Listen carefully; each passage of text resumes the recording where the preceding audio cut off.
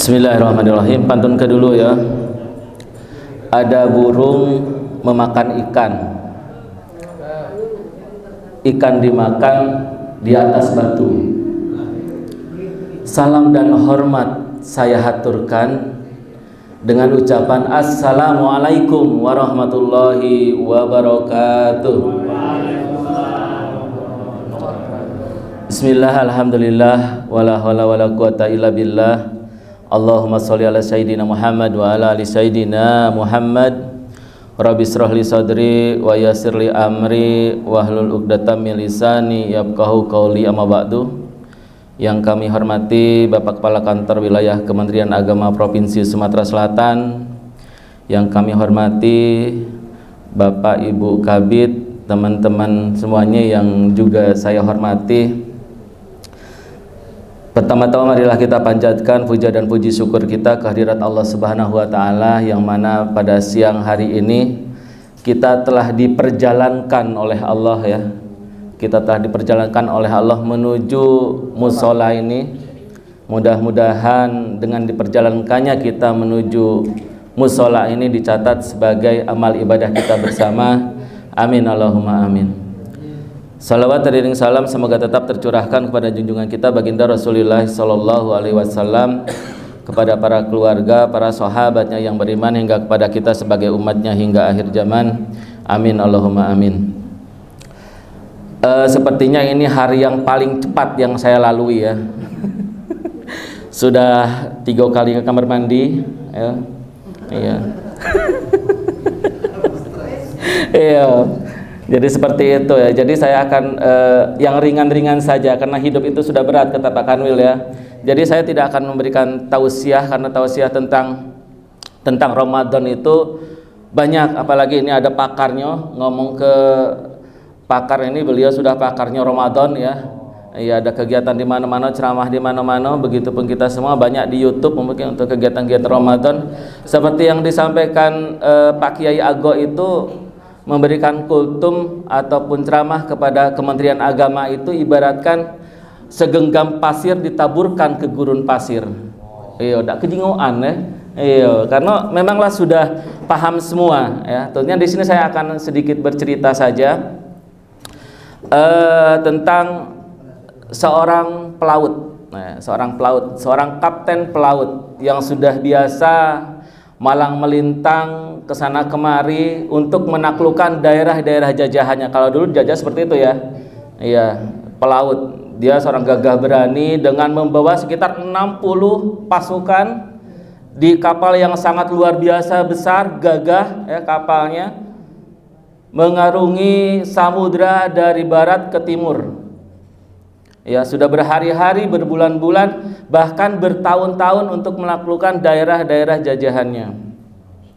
Suatu ketika badai itu sangat besar sekali ya. Badai ketika itu sebenarnya sudah biasa menghadapi badai, namun badai ketika itu sangat luar biasa sekali, dahsyat badai tadi, sehingga memporak-porandakan kapal si kapten tadi. Anggap saja kapten tadi namanya Kapten Hamid ya, Kapten Hamid ya.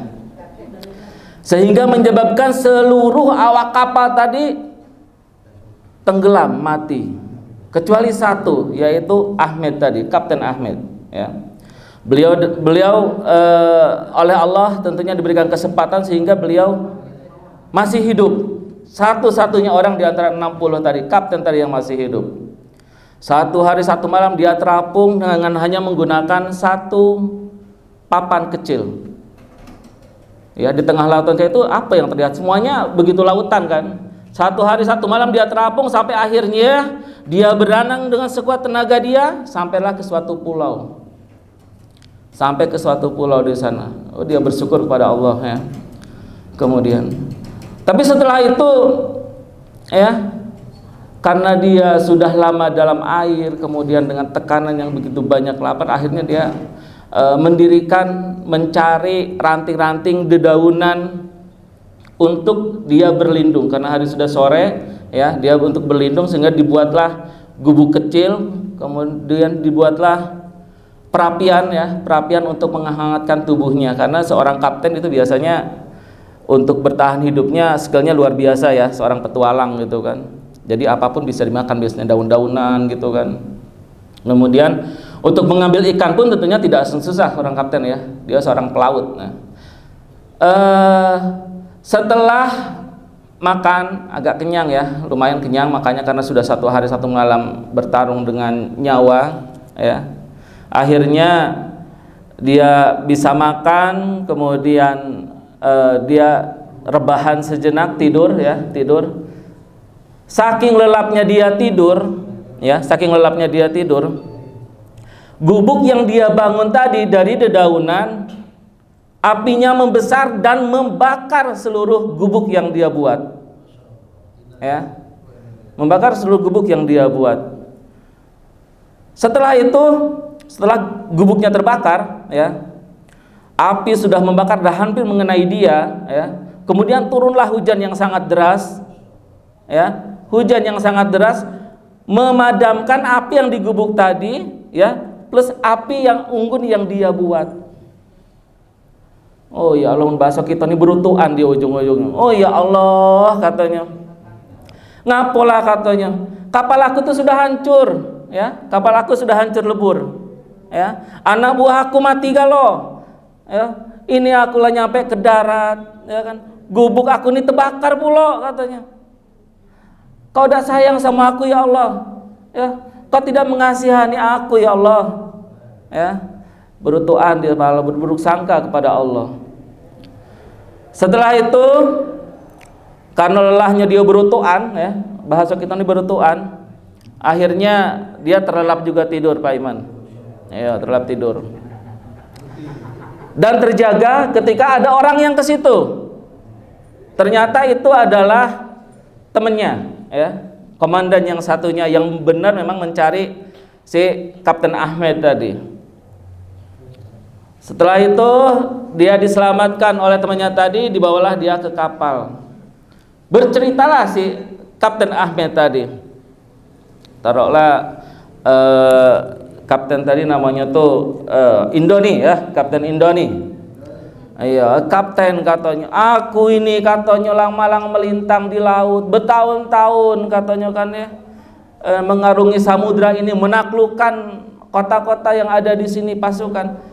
Ketika ini hancur sudah kapal aku, anak buah aku mati galau katanya. Allah ini cak mano katanya ya, tidak adil rasanya, sudah berbuat baik kepada orang, rupanya cak ini balasan dari Allah nih katanya.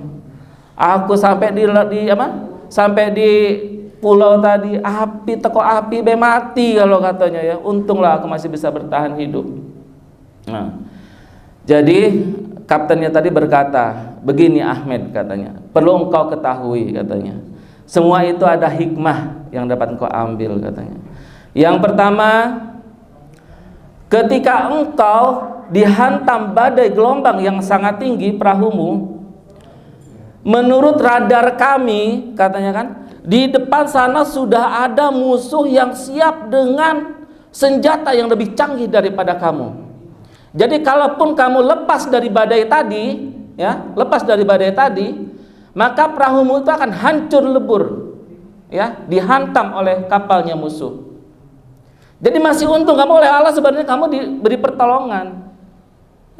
Kemudian yang kedua, ketika kamu membuat api unggun dan membakar si gubuk tadi ya, itu menyebabkan musuh itu sudah melihat api tadi, sumber api, sudah melihat bumbung ke atas tadi, saking tingginya api ya.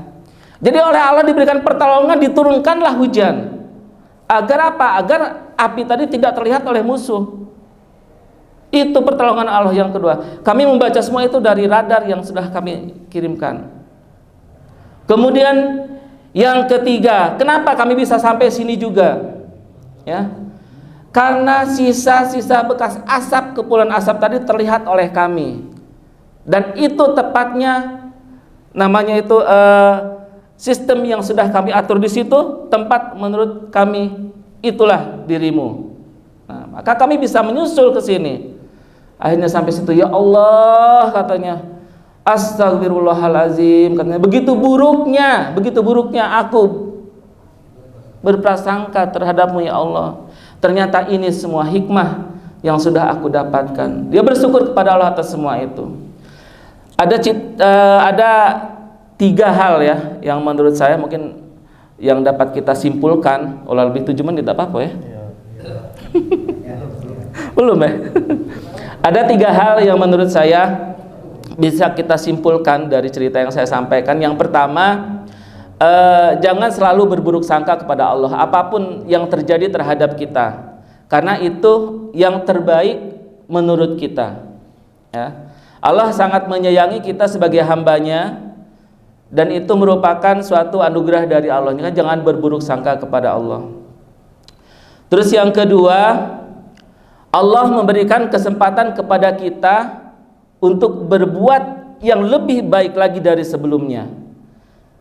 Saya kasih contoh, mungkin pada Ramadan yang tahun lalu ya, kita bisa melaksanakan ibadah puasa 30 hari lamanya. Apakah bisa dijamin pada Ramadan ini kita 30 hari ke depan bisa melaksanakan? Kita tidak tahu ya.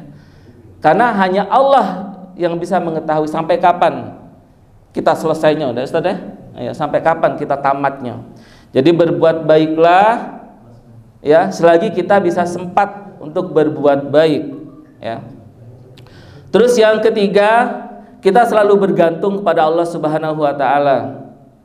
Ya, bagaimana kondisi kita, apapun yang akan kita lakukan, tetap kita bergantung kepada Allah, karena sesungguhnya inna sholati wa nusuki wa mahyaya wa mamati lillahi rabbil alamin. Sesungguhnya salatku, ibadahku, hidup dan matiku hanya kepada Engkau ya Allah ya. La haula wala quwata illa billah. Tiada daya, tiada upaya kecuali pertolongan darimu ya Allah ya. Bapak dan Ibu sekalian yang kami hormati, mungkin itu saja ya yang dapat kami sampaikan. Lebih dan kurang kami mohon maaf. Kepada Allah kami mohon ampun. Wabillahi taufiq wal hidayah. Wassalamualaikum warahmatullahi wabarakatuh.